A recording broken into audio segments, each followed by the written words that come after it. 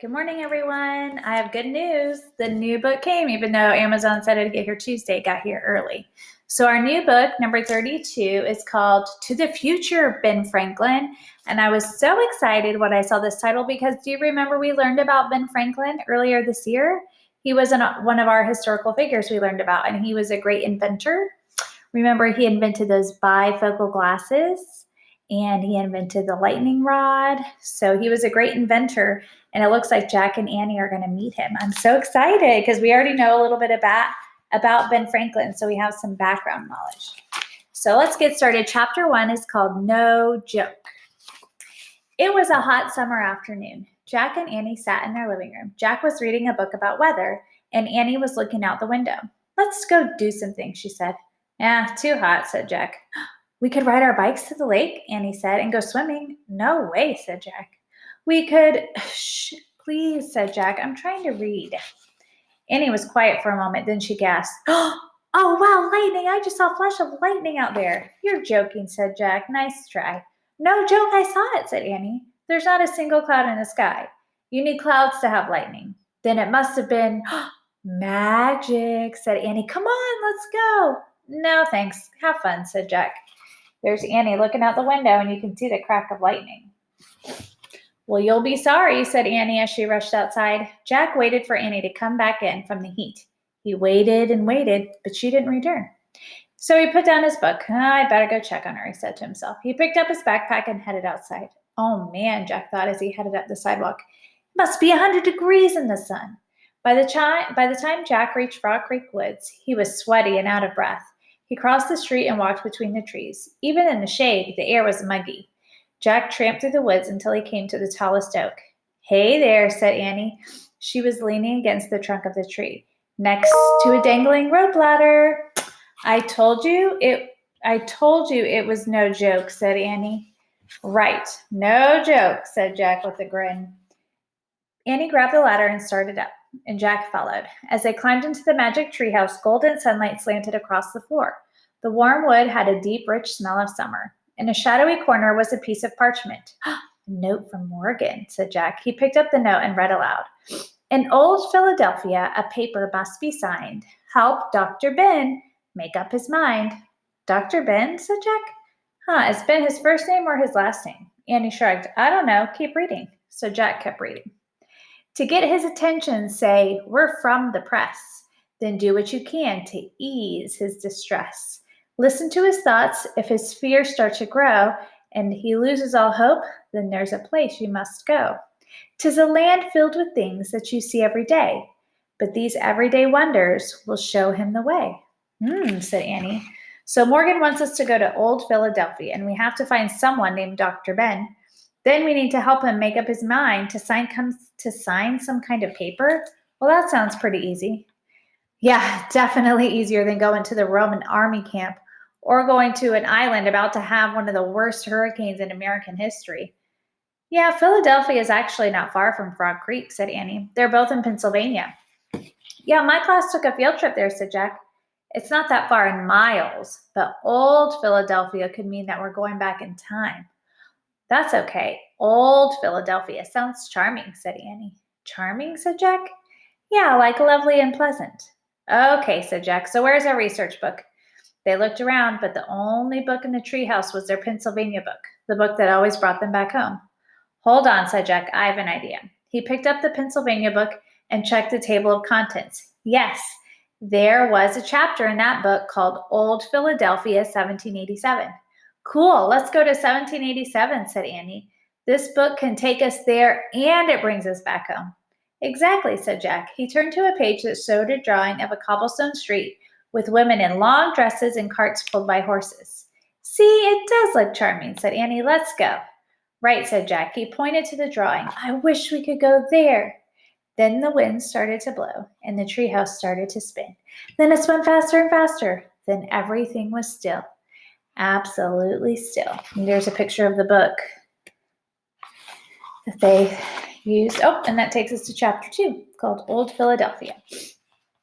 The sun was high in the hazy sky, and the air was still and muggy. Ugh, said Jack. It's just as hot as here as it was at home. Yeah, and our clothes are going to make us even hotter, said Annie. She was wearing a long dress with long sleeves, an apron, buckle shoes, and stockings. Jack was wearing knee-high wool pants, a white shirt with a vest, buckle shoes, and stockings, and his backpack was now a leather bag.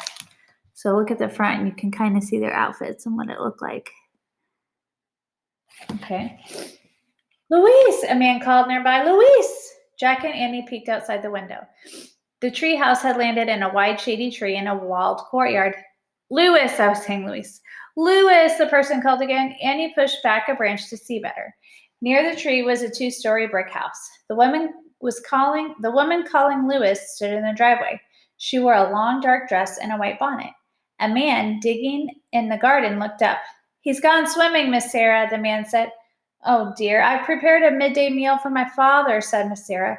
Lou is supposed to take it to him. Well, I could take it to him, ma'am, said the gardener. Oh, thank you, John, the woman said. It's on the kitchen table. Please carry it to the old state house and deliver it to Dr. Ben. I have to go out shopping for a while.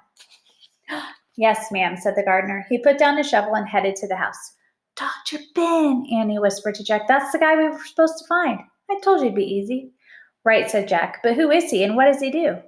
I don't know, said Annie, but we'll find out if we take his lunch to him. Come on, Jack. We have to act fast. She started down the rope ladder. Jack quickly put their Pennsylvania book in his bag, and he climbed down the ladder and joined Annie in the courtyard. We should hide the ladder and pretend we walked here, said Jack. He lifted the bottom of the rope ladder and he tucked it behind a low branch of the tree. John the gardener came out of the house. He was carrying a small covered basket. Excuse me, Annie called to him. Is Louis here? Everyone's looking for Louis today, the man said. I'm afraid he's gone swimming. Oh, no, said Annie. We're friends of his. We're supposed to go with him to the old state house to take the midday meal to his grandfather, said Jack. Louis must have forgotten, said the gardener. Well, I guess we could take it without him, said Annie, if you'd like us to. Why, yes, the gardener said. I still have a lot of work to do. He handed Annie the basket and wiped his brow. This is the hottest summer we've had in 40 years. No problem. We can handle it, said Annie. Come on, Jack. She started out of the courtyard. Hold on, said Jack. He turned back to the gardener. Excuse me, sir. Can you tell me something about Dr. Ben? Who is he and what does he do? What does he do? The gardener said. Oh, it would take me all day to answer that question. Oh, sorry. But the gardener kept talking. He's one of the smartest human beings of all time. He once stole thunderbolts right out of the clouds. Oh, okay, said Jack. Is this guy trying to be funny, he wondered. He's an inventor and a scientist, John the gardener went on, a diplomat and a writer, a scholar and a businessman. Excuse me, I have to go now, said Jack. He looked around for Annie. She had already left the courtyard, and he headed down the path to the gate. There's no one in the universe like him, the gardener said. And there's the gardener talking to Jack and Annie.